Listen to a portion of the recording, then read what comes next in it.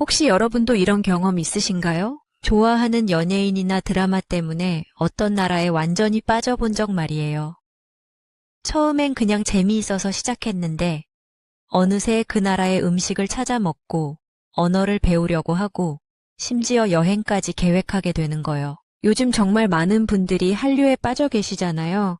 K-팝 듣다가 한국어 공부하시는 분들, 드라마 보다가 한국 음식에 관심 갖게 되신 분들, 한국 문화가 궁금해서 직접 여행 오시는 분들까지요. 그런데 막상 혼자 해외여행을 떠나면 어떤가요? 설렘 반 걱정 반이잖아요. 특히 사진 찍을 때 정말 난감하죠. 셀카로는 한계가 있고 지나가는 사람들에게 부탁하기는 또 어색하고 말이에요. 오늘 들려드릴 이야기의 주인공도 바로 그런 상황이었어요. 미국에서 온 평범한 대학생이었는데 한국 문화에 완전히 매료되어서 졸업여행으로 혼자 한국에 왔거든요. 그런데 여행 중에 일어난 하나의 작은 만남이 그녀의 인생을 완전히 바꿔놓았어요. 길거리에서 사진 한 장 부탁한 것에서 시작된 이야기인데 지금 듣고 계신 여러분들도 아마 믿기 어려우실 거예요. 이런 일이 정말 현실에서 일어날 수 있을까 싶으실 정도로 말이에요. 과연 어떤 일이 벌어졌을까요? 지금부터 그 특별한 이야기를 들려드릴게요. 잠깐 여러분 그거 아세요? 여러분의 구독, 좋아요, 알림 설정은 저에게 가장 큰 힘이 됩니다. 클릭 한 번으로 제게 큰 힘을 주시길 바라요. 안녕하세요.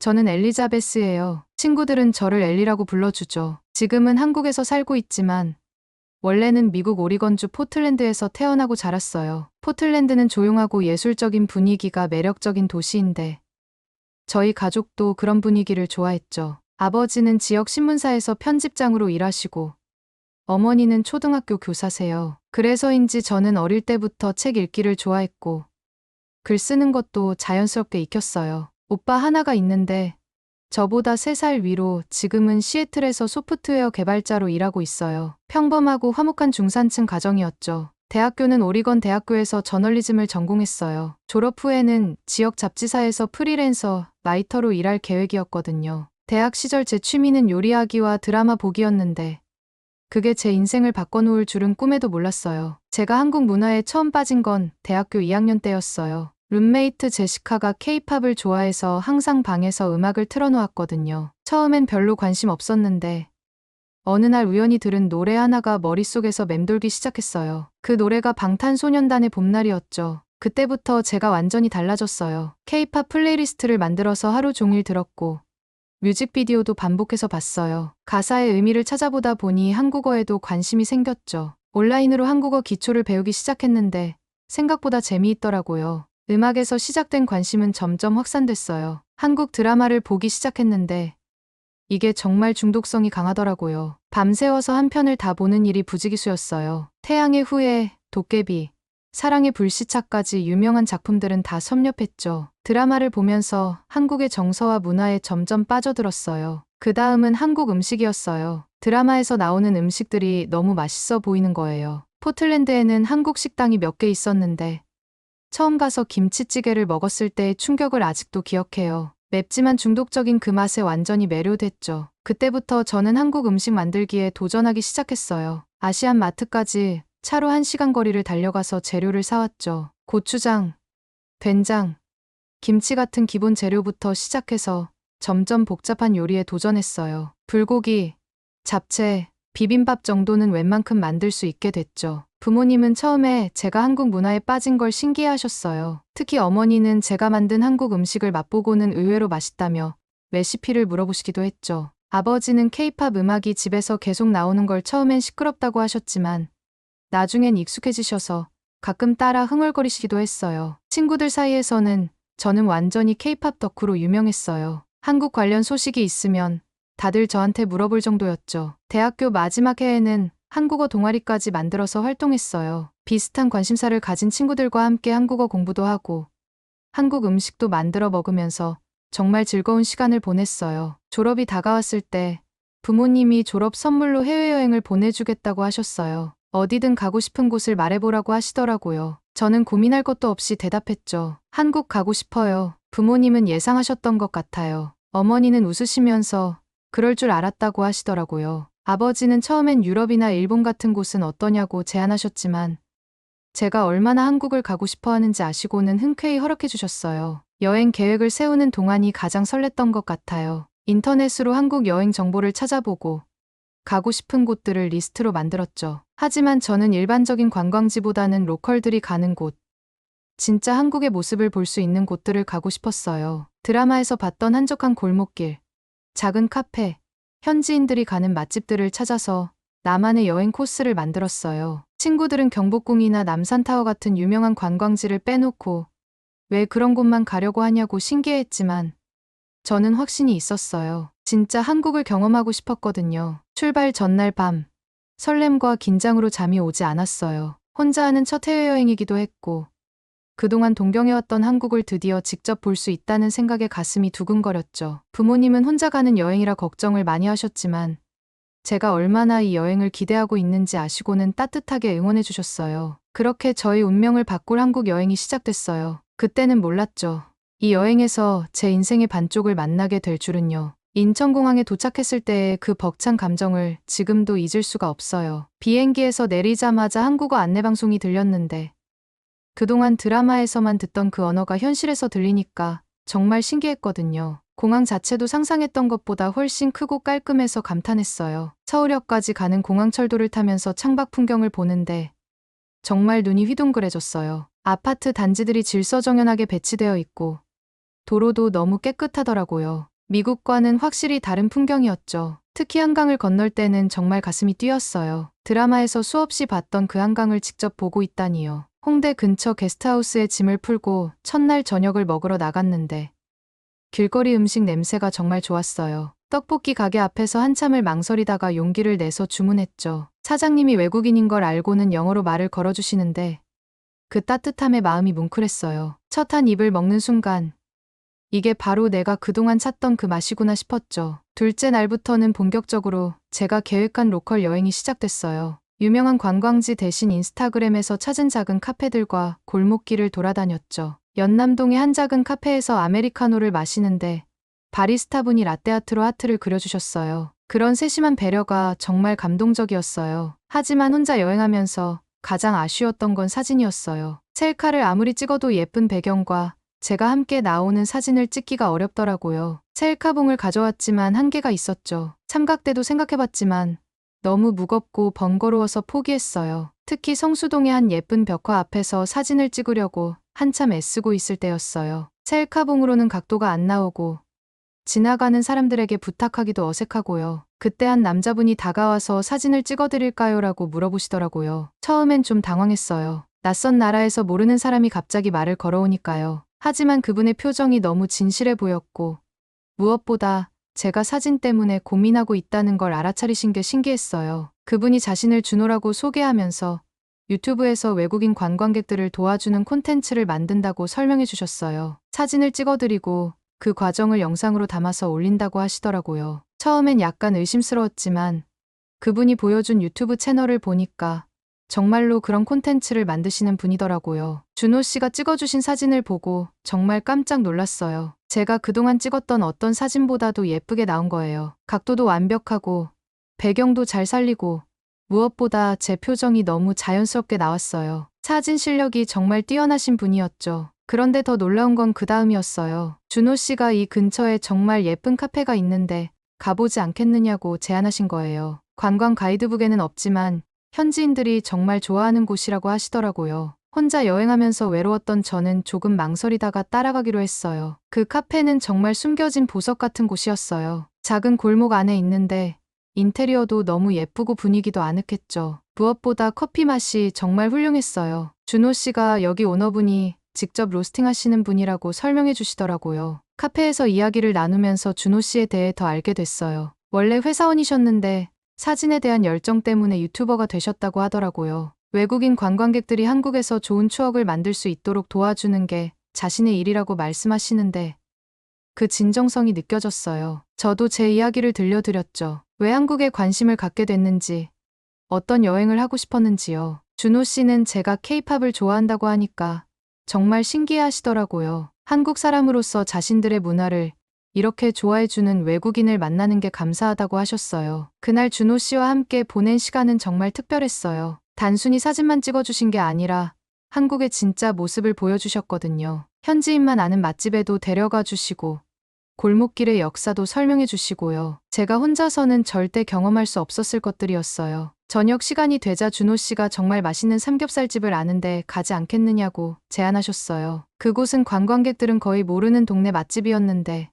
정말 맛있더라고요. 삼겹살도 맛있었지만 반찬들이 정말 다양하고 맛있어서 감탄했어요. 식사하면서 준호 씨가 한국 문화에 대해 많은 것들을 알려주셨어요. 왜 한국 사람들이 함께 먹는 걸 중요하게 생각하는지, 반찬 문화는 어떻게 시작됐는지 같은 것들이요. 그런 이야기들을 들으면서 한국 문화를 더 깊이 이해할 수 있었어요. 하루가 끝날 때쯤 준호 씨가 내일도 시간이 되면 함께 다른 곳을 구경하지 않겠느냐고 제안하셨어요. 솔직히 저는 이미 마음이 기울어 있었어요. 이렇게 친절하고 재미있는 분과 함께 여행할 수 있다면 얼마나 좋을까 싶었거든요. 그날 밤 게스트하우스로 돌아가면서 정말 신기했어요. 혼자 온 여행에서 이렇게 좋은 사람을 만날 줄은 전혀 예상하지 못했거든요. 준호 씨가 찍어주신 사진들을 보면서 하루 종일 웃었던 것 같아요. 그때는 몰랐어요. 이 만남이 제 인생을 완전히 바꿔놓을 거라는 걸요. 단순히 사진을 찍어달라고 부탁한 것에서 시작된 이 인연이 이렇게 특별한 의미를 갖게 될 줄은요. 다음 날 아침 준호 씨와 만나기로 한 약속 시간이 다가오자 이상하게 긴장이 되더라고요. 거울 앞에서 몇 번이나 옷을 갈아입었는지 몰라요. 단순히 관광 가이드를 만나는 건데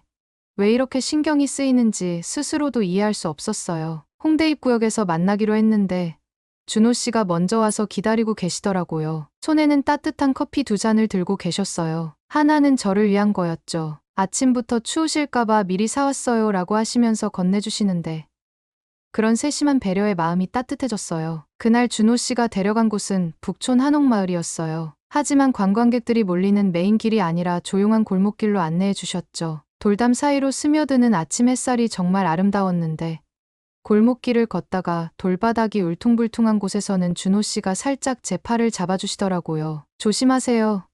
여기 돌이 좀 튀어나와 있어요 라고 하시면서요. 그런 자연스러운 배려가 정말 고마웠어요. 한 할머니 댁 앞에서 사진을 찍고 있는데 그 할머니가 나오셔서 저희에게 말을 걸어주셨어요. 외국에서 온 손님이라며 집 앞마당도 구경시켜주시고 직접 끓인 대추차까지 대접해주셨죠. 준호 씨가 통역을 해주시면서 할머니의 따뜻한 마음을 전해주셨는데 차가 너무 뜨거워서 제가 후후 불고 있으니까 준호 씨가 찻잔을 받아서 살살 저어주시더라고요. 이렇게 하면 금방 식어요 라고 하시면서요. 첫 모금을 마시는 순간 달콤하면서도 은은한 향이 입 안가득 퍼지면서 마음까지 따뜻해졌어요. 점심시간에 준호 씨가 데려간 국밥집은 정말 놀라웠어요. 명동 한복판에 있는데도 관광객은 한 명도 없고 현지인들만 가득했거든요. 아저씨가 내어주신 국밥 그릇을 받아드는 순간부터 김이 모락모락 올라오면서 진한 향이 코끝을 자극했어요. 한 숟가락 떠먹으려는데 준호 씨가 재빨리 제 앞에 빈 그릇에 국물을 덜어주시더라고요. 너무 뜨거우니까 여기서 식혀서 드세요. 입천장 되면 큰일이에요 라고 하시면서 웃으시는 모습이 정말 다정했어요. 식혀서 한 숟가락 떠먹는데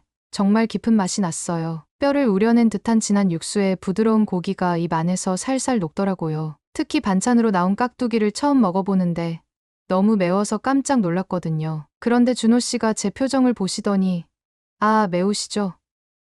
이거 드세요라고 하면서 본인 앞에 단무지를 제 쪽으로 밀어주시더라고요. 단무지가 매운맛을 중화시켜줘요 라고 설명까지 해주시고요. 정말 그렇더라고요. 단무지의 달콤함이 매운맛을 씻어내 주니까 깍두기도 맛있게 먹을 수 있었어요. 오후에 간 인사동 전통 찻집에서는 또 다른 준호 씨의 매력을 발견했어요. 오미자차를 주문했는데 차를 우리는 방법부터 차근차근 알려주셨어요. 물 온도가 중요하다면서 직접 시연해 주시는 모습이 정말 진지하더라고요. 그런데 제가 찻잔을 들려고 하니까 잠깐만요. 아직 뜨거워요 라고 하시면서 본인이 먼저 한 모금 마셔보시더라고요. 이제 괜찮네요 라고 하시면서 건네주시는데 그런 배려에 마음이 두근거렸어요. 첫 모금을 마셨을 때 새콤달콤하면서도 은은한 맛에 감탄했어요. 그런데 찻집 사장님이 갑자기 저희 테이블로 오시더니 외국 손님이라고 전통 과자를 서비스로 주시는 거예요. 약과라고 하시던데 준호 씨가 이거 정말 달아요. 천천히 드세요라고 하시면서 물까지 따라주시더라고요. 한 입 베어 물면 꿀의 달콤함과 기름의 고소함이 입 안에서 어우러지는데 정말 달더라고요. 준호 씨 말이 맞았어요. 저녁 무렵 한강공원에 도착했을 때는 완전히 다른 세상이었어요. 강바람이 살랑살랑 불어오면서 머리카락을 흩날리는데 제가 추워하니까 준호 씨가 본인 가디건을 벗어서 제 어깨에 걸쳐주셨어요. 감기 걸리면 안 되잖아요. 여행 망치는 일은 없어야죠 라고 하시면서요. 그 가디건에서 은은한 향수 냄새가 나면서 왠지 마음이 설렜어요. 석양이 한강 위에 반짝반짝 비치는 모습이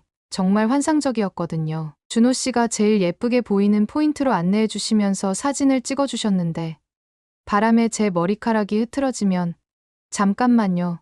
머리카락 정리해 드릴게요 라고 하시면서 자연스럽게 정리해 주시더라고요. 그 순간 심장이 쿵쾅거렸어요. 공원 벤치에 앉아서 치킨과 맥주를 시켜 먹는데 이게 또 특별한 경험이었어요. 준호 씨가 치킨을 시키면서 매운 걸로 할까요? 안 매운 걸로 할까요?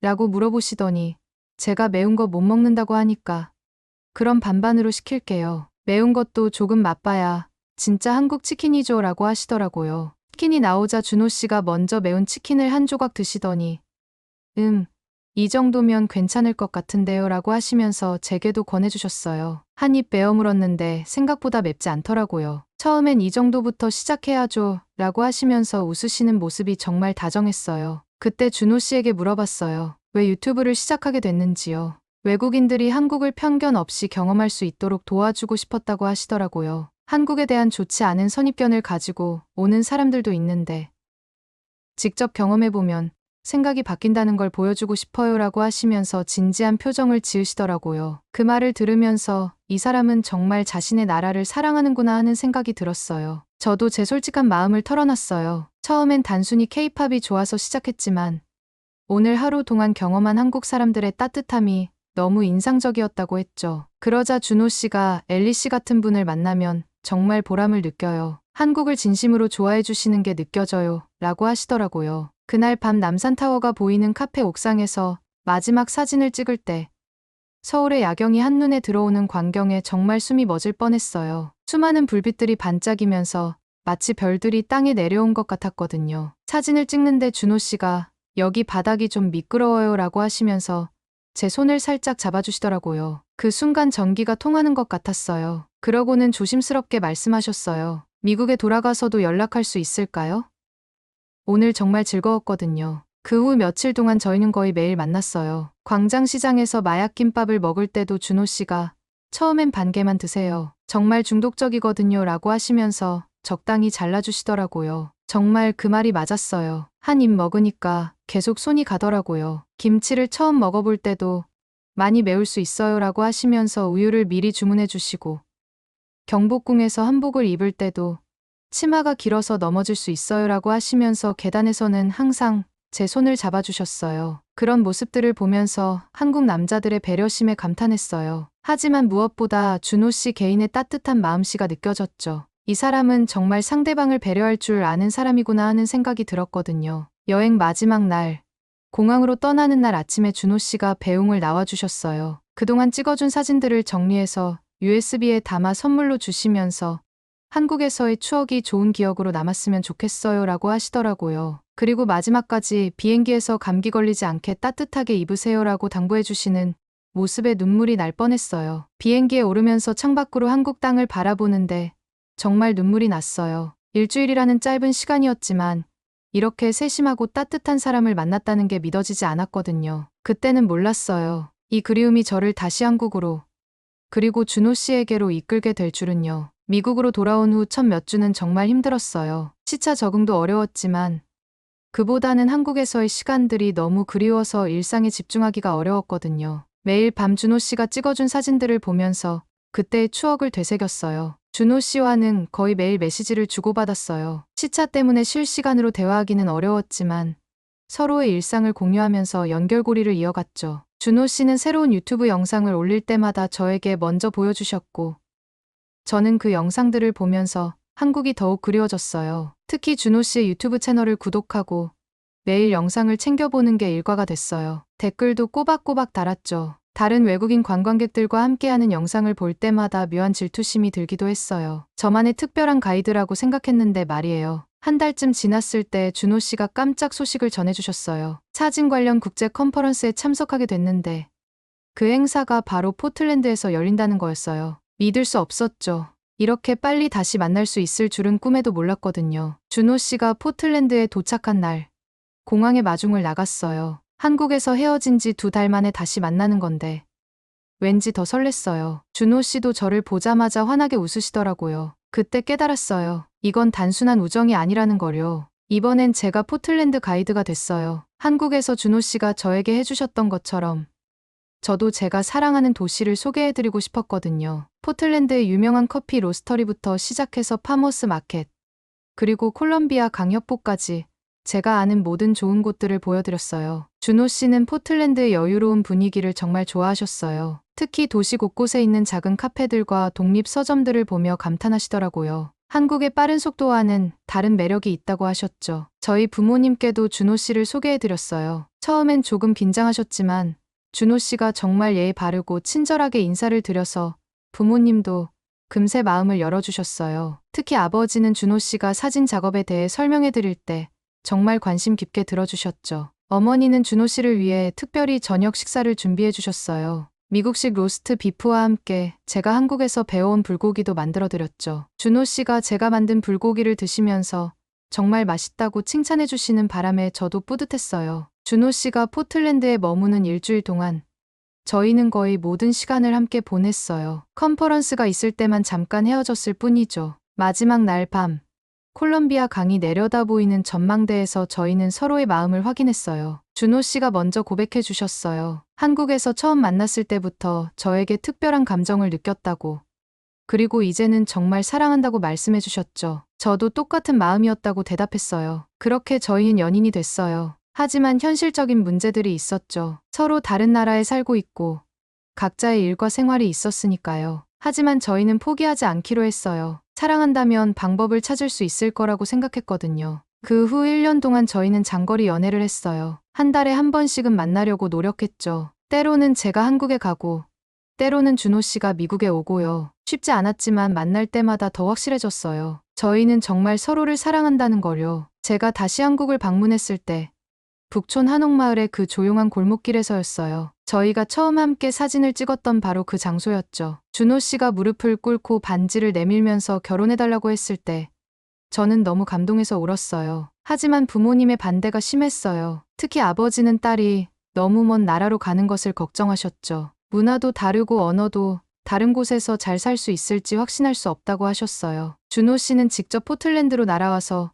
부모님을 설득해 주셨어요. 정성스럽게 준비한 편지를 읽어드리면서 저를 얼마나 사랑하는지, 그리고 평생 행복하게 해드리겠다는 약속을 드렸죠. 한국어로 쓴 편지를 제가 번역해드렸는데 그 진심이 부모님께도 전해졌나 봐요. 결국 부모님도 저희 결혼을 허락해 주셨어요. 준호 씨의 진정성을 느끼셨고 무엇보다 제가 정말 행복해하는 모습을 보셨기 때문이었죠. 결혼식은 한국에서 올렸어요. 부모님과 친척들, 친구들이 모두 한국으로 와주셨죠. 처음 한국을 방문한 부모님은 정말 놀라셨어요. 상상했던 것보다 훨씬 발전되고 깨끗한 도시였고 사람들도 정말 친절했거든요. 특히 어머니는 한국의 음식 문화에 완전히 매료되셨어요. 결혼식 전 며칠 동안 준호 씨 어머니와 함께 한국 요리를 배우시면서 정말 즐거워하셨죠. 아버지는 한국의 기술 발전상에 감탄하시면서 딸이 이런 나라에서 살게 된 것도 나쁘지 않겠다고 하셨어요. 전통 혼례를 올리는 날, 한복을 입고 패백을 드리면서 정말 한국 며느리가 된 기분이었어요. 준호 씨 부모님도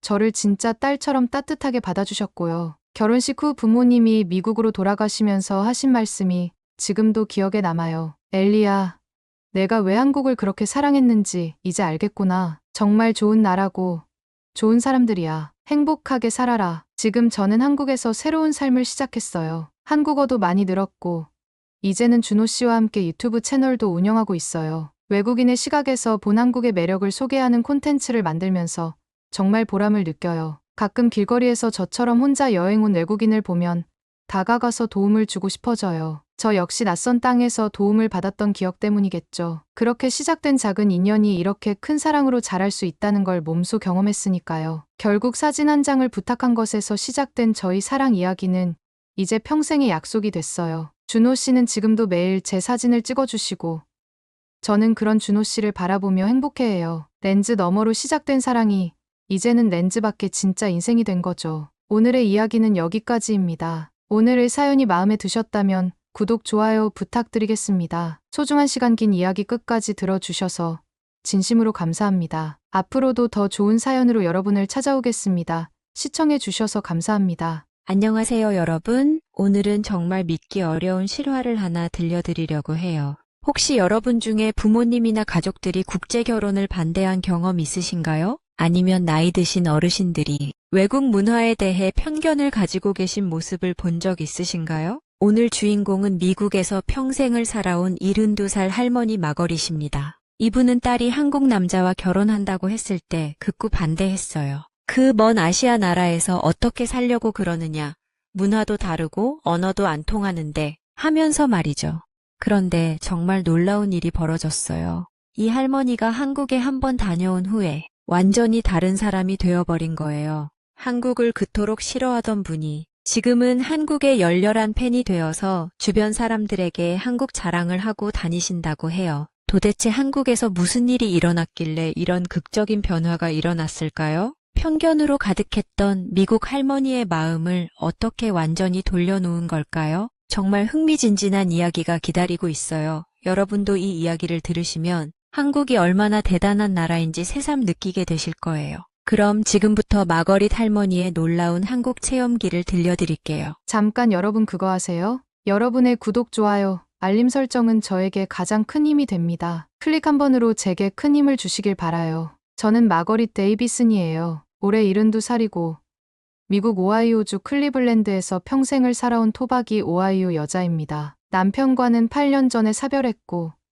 지금은 혼자 교외의 조용한 콘도에서 살고 있어요. 제 직업은 공인회계사였습니다. 45년간 중견 회계법인에서 일하면서 기업 세무를 담당했고 은퇴 후에도 가끔 프리랜서로 일을 하고 있어요. 숫자와 함께 살아온 제 인생이라 그런지 모든 걸 논리적이고 계산적으로 판단하는 편이에요. 감정보다는 사실과 데이터를 중시하죠. 그래서 딸아이가 어릴 때부터 엄마는 너무 차갑다는 소리를 자주 들었어요. 하지만 그게 제 방식이었거든요. 저에게는 딸 하나가 전부였어요. 에밀리라는 이름의 제 딸은 정말 똑똑한 아이였습니다. 어릴 때부터 수학을 잘했고 저는 당연히 딸도 제 길을 따라 회계사가 되길 바랐어요. 그런데 딸은 대학에서 그래픽 디자인을 전공했습니다. 처음에는 그런 걸로 어떻게 먹고 살려고 하냐며 반대했지만 딸이 워낙 고집이 셌어요. 졸업 후 딸은 광고회사에서 크리에이티브 디렉터로 일하게 됐어요. 창의적인 일을 하면서 정말 행복해 보이더라고요. 저도 점차 딸의 선택을 인정하게 됐습니다. 게다가 수입도 꽤 괜찮았거든요. 딸은 일 때문에 종종 해외 출장을 다녔어요. 글로벌 브랜드 캠페인을 담당하면서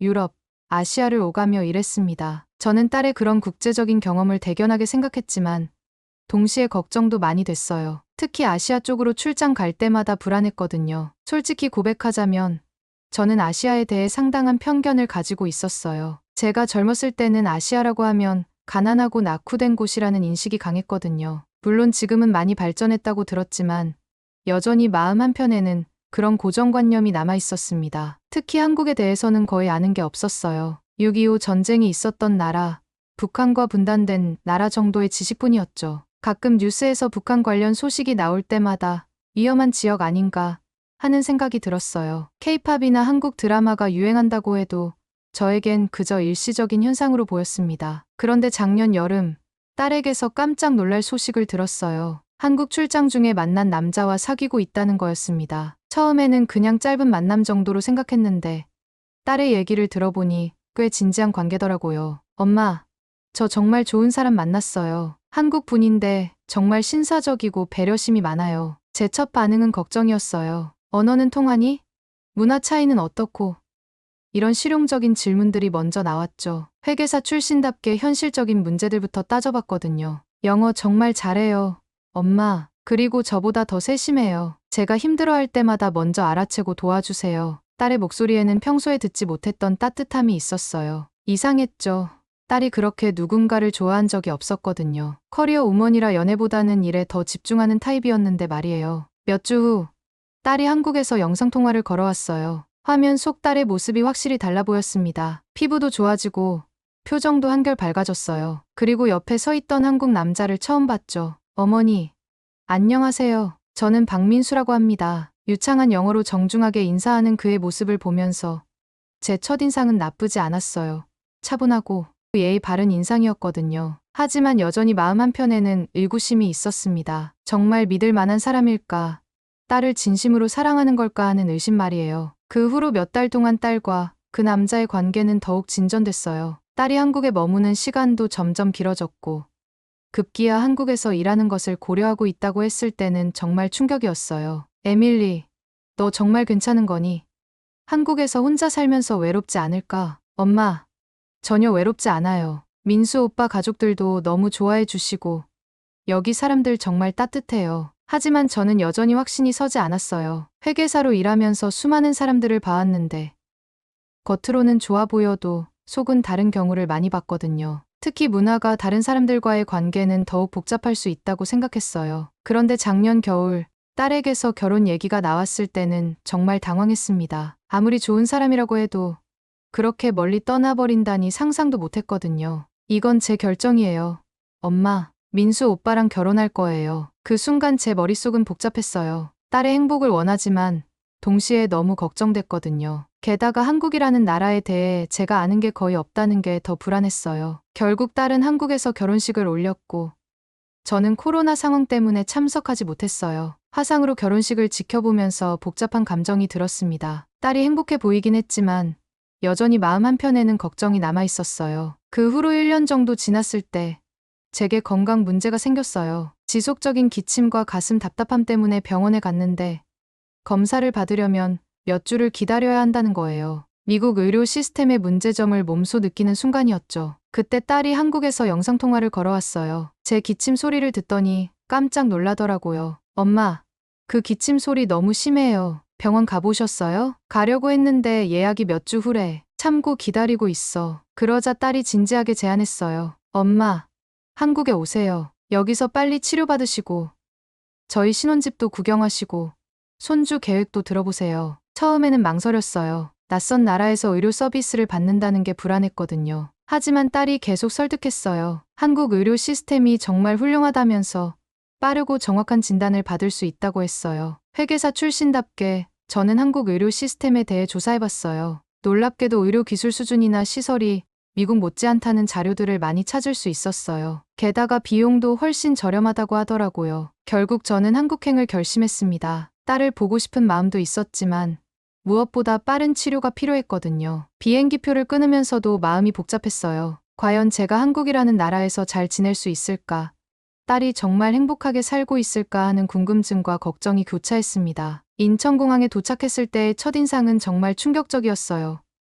공항이 너무 현대적이고 깨끗했거든요. 미국의 어떤 공항보다도 체계적이고 효율적으로 보였어요. 딸과 사위가 마중 나와 있었는데 사위가 유창한 영어로 저를 정중하게 맞아주었습니다. 어머님, 한국에 오신 걸 진심으로 환영합니다. 편안히 지내시도록 최선을 다하겠습니다. 그의 진실한 태도를 보면서 제 마음도 조금씩 누그러지기 시작했어요. 하지만 여전히 이 나라에 대한 호기심과 약간의 긴장감은 남아 있었습니다. 과연 앞으로 어떤 경험들이 저를 기다리고 있을까요? 공항에서 딸의 집까지 가는 길. 저는 창밖 풍경을 유심히 살펴봤어요. 고층 아파트들이 질서정연하게 늘어서 있고 도로도 깔끔하게 정비되어 있더라고요. 미국에서 보던 것과는 확실히 다른 느낌이었습니다. 사위가 운전하면서 계속 영어로 이것저것 설명해 주려고 하는데 저는 적당히 고개만 끄덕였어요. 딸의 신혼집에 도착했을 때 첫 번째 놀라운 점을 발견했습니다. 현관문이 디지털 도어락이었거든요. 사위가 번호를 누르니까 자동으로 열리는 걸 보고 감탄했어요. 미국에서는 아직도 열쇠를 쓰는 집이 대부분인데 말이에요. 어머님, 지문으로도 열 수 있어요. 사위가 자랑스럽게 보여주더라고요. 집 안은 더욱 깨끗하고 현대적이었어요. 바닥 난방 시스템이 있어서 겨울인데도 따뜻했고 화장실에는 비데가 설치되어 있었습니다. 처음에는 어떻게 쓰는지 몰라서 당황했는데 딸이 웃으면서 설명해줬어요. 엄마, 이거 진짜 편해요. 한번 써보면 없으면 안 돼요. 그날 저녁 첫 한국 음식을 먹었는데 생각보다 맛있더라고요. 사위 어머니가 직접 만든 김치찌개였는데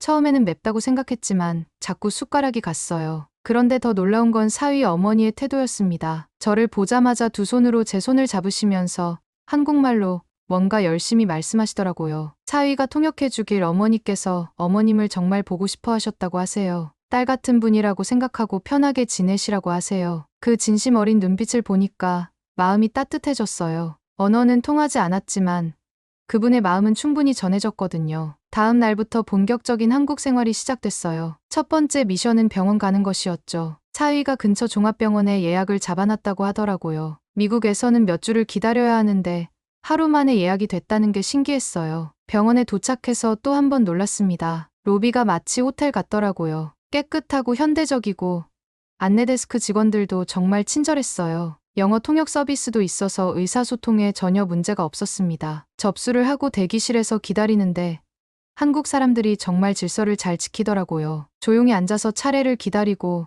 휴대폰도 진동으로 하고 미국 병원에서는 시끄럽게 통화하는 사람들도 많은데 말이에요. 진료 차례가 되어 의사를 만났는데 정말 꼼꼼하게 진찰해 주시더라고요. 제 증상을 자세히 듣고 언제부터 시작됐는지 어떨 때 심해지는지 하나하나 물어보셨어요. 그리고 바로 엑스레이와 피 검사를 받을 수 있다고 하시는 거예요. 지금 바로요? 제가 되물으니까 의사 선생님이 웃으시면서 네, 오늘 결과까지 나와요라고 하시더라고요. 미국에서는 검사 하나 받으려면 며칠씩 기다려야 하는데 여기서는 모든 게 당일에 해결되는 거였어요. 정말 효율적이라고 생각했습니다. 검사를 받고 기다리는 동안 병원 카페에서 커피를 마셨는데 맛도 좋고 가격도 저렴하더라고요. 미국 병원에서는 자판기 커피나 겨우 마실 수 있는데 말이에요. 2시간 후에 결과가 나왔어요. 다행히 큰 문제는 없고 기관지염이라고 하시더라고요. 약을 처방받고 진료비를 계산하는데 정말 깜짝 놀랐어요. 미국에서 같은 검사를 받으면 엑스레이 한 번에 하나 90만 원에 다른 검사까지 하면 최소 하나로 200만 원 이상은 나올 텐데 여기서는 그의 10분의 1 정도의 금액밖에 안 되더라고요. 이게 맞나요? 제가 다시 확인하니까 직원이 웃으면서 네, 맞습니다라고 하더라고요. 병원에서 나오면서 사위에게 물어봤어요. 한국 의료비가 이렇게 저렴한 거예요. 사위가 설명해 주길 건강보험 제도가 잘 되어 있어서 국민들이 부담 없이 치료받을 수 있다고 하더라고요. 그날 오후에는 딸이 저를 미용실에 데려갔어요. 엄마 머리 많이 상했잖아. 한국 미용실 한번 경험해봐. 진짜 달라. 솔직히 기대는 전혀 없었어요. 미국에서는 2달에 한 번씩 억지로 미용실에 가는데 항상 서비스도 개판이고 가기 싫었거든요. 머리카락 손상도가 심해서 손가락이 안 들어갈 정도로 상해 있었는데 빗질조차 제대로 안 되는 상태였어요. 미국은 정말 발전이 없는 것 같더라고요. 그런데 한국 미용실에 들어서자마자 입이 벌어졌어요. 이게 미용실이라고? 완전히 호텔 로비 같더라고요. 아니, 비버리 hils에 온 것 같은 느낌이었어요. 고급스러운 인테리어의 직원들이 건네는 따뜻한 커피, 친절한 안내까지.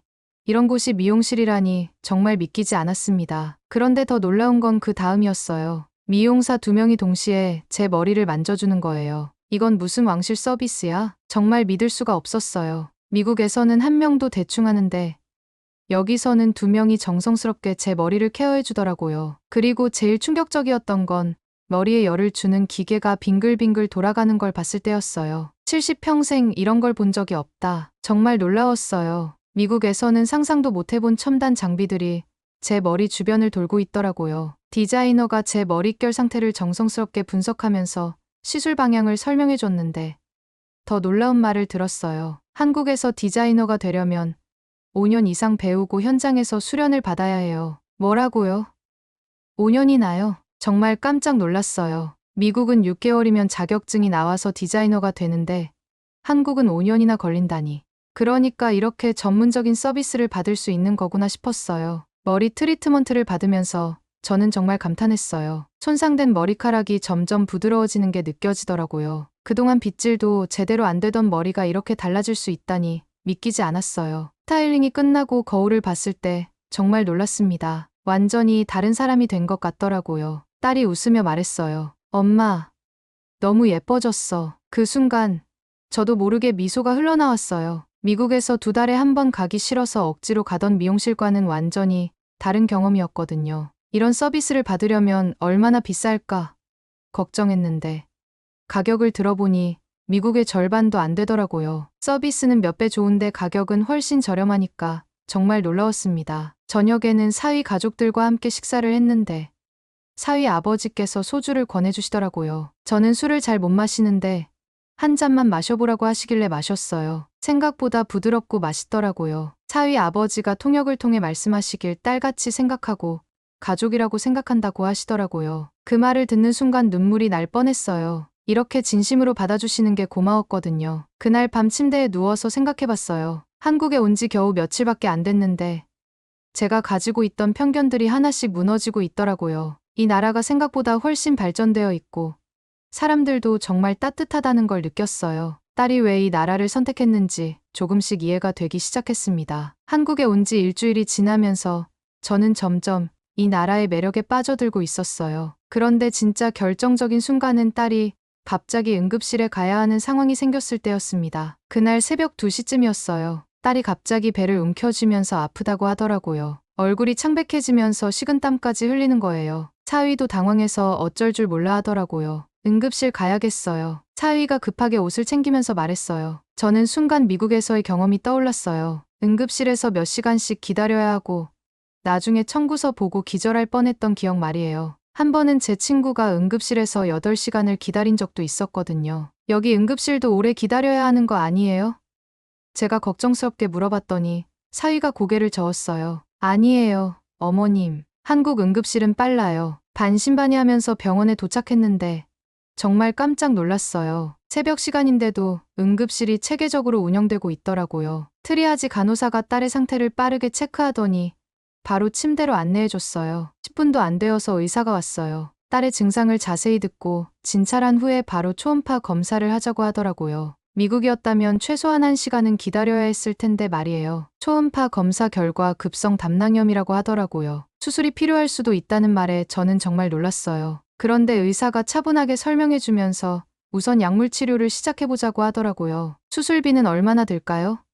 제가 걱정스럽게 물어봤더니 간호사가 웃으면서 걱정하지 마세요. 보험 적용되니까 부담스럽지 않을 거예요 라고 하더라고요. 정말 신기했어요. 미국에서는 응급수술 하나에 수만 달러가 나오는데 여기서는 그런 걱정을 하지 않아도 되는 거예요. 다행히 약물 치료로 딸의 상태가 좋아졌어요. 하루 입원 후에 퇴원할 수 있었는데 병원비를 계산할 때 정말 놀랐어요. 응급실 진료비, 검사비, 입원비 모두 합쳐서 미국의 10분의 1 수준이더라고요. 이게 정말 맞아요?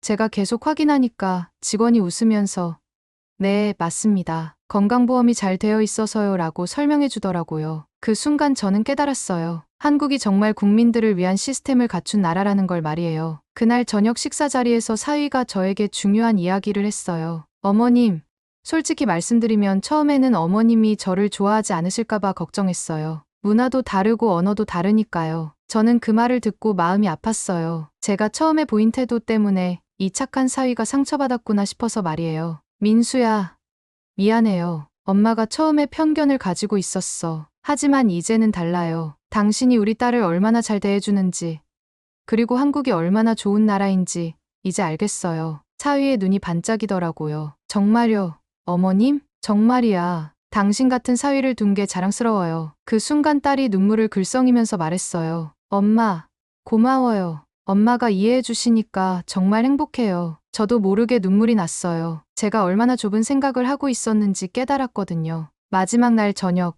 사위 가족들이 작은 송별회를 열어줬어요. 사위 어머니가 제가 좋아한다고 했던 김치찌개를 특별히 끓여주셨고, 사위 아버지는 좋은 술을 준비해 주셨어요. 사위 아버지가 통역을 통해 말씀하시길, 이제 진짜 가족이 됐다. 언제든지 한국을 집처럼 생각하고 오라고 하시더라고요. 그 말을 듣는 순간 정말 눈물이 쏟아졌어요. 이렇게 진심으로 받아주시는 분들을 만날 수 있어서 너무 감사했거든요. 공항으로 가는 차 안에서 딸이 물어봤어요. 엄마, 다음에 또 올 거죠? 저는 딸의 손을 꼭 잡으며 말했어요. 당연하지. 이제 여기가 내 제2의 집이잖아. 그때까지만 해도 저는 몰랐어요. 진짜 놀라운 일이 기다리고 있다는 걸 말이에요. 미국으로 돌아온 후 저의 일상은 완전히 달라졌어요. 친구들이나 이웃들을 만날 때마다 한국 이야기를 하게 되더라고요. 처음에는 사람들이 정말요? 하면서 의아했어요. 그도 그럴 것이 제가 평소에 아시아에 대해 부정적인 말을 많이 했거든요. 교회에서 만난 베티라는 친구가 저에게 물어봤어요. 마거릿, 당신이 한국을 그렇게 좋다고 하다니 믿기지 않아. 정말 그렇게 좋은 곳이야? 저는 자신 있게 대답했어요. 베티, 내가 평생 살면서 본 것 중에 가장 체계적이고 따뜻한 나라였어. 특히 의료 시스템은 미국보다 훨씬 나아. 베티는 눈을 크게 뜨면서 그럴 리가 없어. 미국이 세계 최고 아니야? 라고 했어요. 그렇게 생각했는데 아니더라고. 한국에서는 응급실에서 10분도 안 기다렸어. 검사도 당일에 다 끝나고 비용도 우리의 10분의 1 수준이야. 친구들은 제 말을 듣고 정말 놀라워했어요. 그 중에서 몇 명은 나도 한국 가보고 싶다고 하더라고요. 가장 큰 변화는 제 생각과 행동이었어요. 한국에서 돌아온 후 한국 드라마를 보기 시작했어요. 넷플릭스에서 사랑의 불시착이라는 드라마를 봤는데 정말 재미있더라고요. 드라마 속에서 보는 한국의 모습들이 제가 직접 경험했던 것들과 똑같았어요. 한국 음식도 집에서 만들어 먹게 됐어요. 근처 한국 마트에 가서 김치와 고추장을 사다가 김치찌개를 끓여 먹었어요. 처음에는 맛이 이상했는데 자꾸 만들어 먹다 보니 점점 맛있어지더라고요. 그런데 진짜 놀라운 일은 석 달 후에 일어났어요. 제 기침이 완전히 사라진 거예요. 한국에서 받은 치료가 정말 효과적이었나 봐요. 미국에서 몇 달 동안 고생했던 기침이 한국에서 이틀 치료받고 완전히 나은 거죠. 친구들에게 이 얘기를 하니까 모두들 믿기 어려워했어요. 한국 의료진이 그렇게 뛰어난 거야? 라고 묻더라고요. 그 무렵 딸에게서 더욱 반가운 소식이 왔어요. 임신했다는 거였어요. 제가 곧 할머니가 된다니 정말 기뻤죠. 그런데 동시에 걱정도 됐어요. 한국에서 출산하는 게 안전할까 하는 생각이 들었거든요. 에밀리야, 한국 병원에서 출산해도 괜찮을까? 혹시 위험하지 않을까? 딸이 웃으면서 대답했어요. 엄마, 한국 산부인과 시설은 세계 최고 수준이에요. 걱정하지 마세요. 저는 인터넷으로 한국의 의료 수준에 대해 자세히 알아봤어요. 정말 놀라웠어요. 한국의 의료 기술과 시설 면에서 세계 톱 수준이더라고요. 특히 산부인과 분야는 정말 발달되어 있었어요. 몇 달 후 딸이 순산했다는 소식을 들었을 때 정말 안도했어요. 그리고 바로 한국행 비행기표를 끊었어요. 손주를 보러 가야죠. 두 번째 한국 방문은 첫 번째와는 완전히 달랐어요. 이번에는 설레는 마음으로 갔거든요. 공항에 도착했을 때 사위가 마중 나와 있었어요. 바로 산후조리원으로 향했는데 도착해서 정말 깜짝 놀랐어요. 시설이 호텔보다 좋더라고요. 영양사가 산모의 상태에 맞춰 식단을 짜주고 전문 간호사들이 24시간 케어해주더라고요. 미국에서는 출산 후 이틀이면 집으로 보내는데 한국에서는 이렇게 체계적으로 관리해주니까 정말 부러웠어요. 딸아, 너 정말 좋은 나라에서 애기 낳았구나. 제가 진심으로 말했어요. 이번 방문에서는 한국의 다양한 문화를 더 깊이 체험했어요. 사위가 저를 한국 전통 공연을 보러 데려갔는데 정말 아름다웠어요. 한복을 입은 무용수들이 우아하게 춤추는 모습을 보면서 한국 문화의 깊이를 느꼈어요. 한옥마을도 구경했는데 전통 건축의 아름다움에 감탄했어요. 이런 멋진 문화유산을 가진 나라구나 하는 생각이 들었어요. 가장 인상 깊었던 건 한국 사람들의 교육열이었어요. 도서관에 가봤는데 늦은 시간까지 공부하는 학생들을 보고 놀랐어요. 사위가 설명해주길 한국 사람들은 교육을 정말 중요하게 생각한다고 하더라고요. 우리 손주도 이런 환경에서 자라면 정말 훌륭한 사람이 될 것 같아요. 제가 말하니까 딸이 웃으면서 그래서 한국에 정착하기로 한 거예요 라고 하더라고요. 한 달 동안 머물면서 한국어도 조금씩 배웠어요. 안녕하세요. 감사합니다. 사랑해요. 같은 기본적인 인사말들 말이에요. 사위 어머니가 정말 좋아하시면서 저에게 더 많은 한국어를 가르쳐 주려고 하시더라고요. 마지막 날 밤, 가족들과 함께 저녁을 먹으면서 제가 말했어요. 여러분, 정말 고마워요. 저는 처음에 한국을 잘 모르고 편견을 가지고 있었어요. 하지만 이제는 한국이 제 두 번째 고향 같아요. 사위가 통역해주면서 아버지 말씀을 전해줬어요. 아버지께서 어머니도 이제 우리 진짜 가족이라고 생각한다고 하세요. 언제든지 집처럼 편하게 오라고 하세요. 미국으로 돌아온 후 저는 완전히 다른 사람이 됐어요. 한국에 대해 부정적으로 말하는 사람들을 만나면 제 경험을 들려주면서 설득하게 됐어요. 한국은 정말 대단한 나라야. 의료 시스템, 교육 시스템, 그리고 무엇보다 사람들이 정말 따뜻해. 이제 저는 자랑스럽게 말할 수 있어요. 제 사위는 한국 사람이고 제 딸은 세계에서 가장 안전하고 체계적인 나라에서 살고 있어요. 친구들이 한국에 대해 물어보면 저는 항상 이렇게 대답해요. 직접 가보세요. 한국은 여러분이 상상하는 것보다 훨씬 멋진 나라예요. 지금 저는 한국어 공부를 더 열심히 하고 있어요. 손주와 한국어로 대화하고 싶거든요. 그리고 내년에는 더 오래 한국에 머물 계획이에요. 제 인생의 마지막 장이 이렇게 아름다운 나라와 인연을 맺게 될 줄 누가 알았을까요? 한국, 정말 고마운 나라입니다. 오늘의 이야기는 여기까지입니다. 오늘의 사연이 마음에 드셨다면 구독, 좋아요 부탁드리겠습니다. 소중한 시간 긴 이야기 끝까지 들어주셔서 진심으로 감사합니다. 앞으로도 더 좋은 사연으로 여러분을 찾아오겠습니다. 시청해 주셔서 감사합니다.